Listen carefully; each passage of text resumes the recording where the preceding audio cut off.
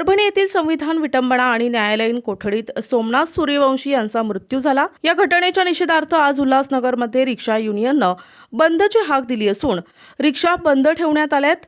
घटनेचा निषेध रिक्षा युनियननं केलाय। साहेब शहीद महादेवराव जाधव ऑटो रिक्षा चालक मालक युनियनच्या वतीने सर्वप्रथम जी परभणीमध्ये संविधान विटंबनेची घटना घडली आहे त्याचा आम्ही शहीद महादेवराव जाधव ऑटो रिक्षा चालक मालक युनियनच्या वतीने जाहीर निषेध करतो। आज रिपब्लिकन पार्टी ऑफ इंडियाच्या वतीने जी उल्हासनगर शहर बंदची हाक दिलेली आहे त्यांना आमचा रिक्षा चालकांचा संपूर्ण पाठिंबा आहे। त्यांनी जसं आम्हाला पत्र दिलं आणि त्यामुळे आम्ही सुद्धा या बंदमध्ये सामील आहोत।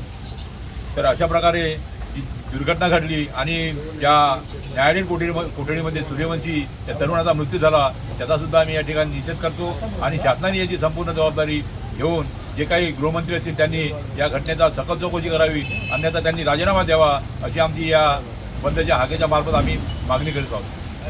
NTV news Marathi, Thane, Ulhasnagar.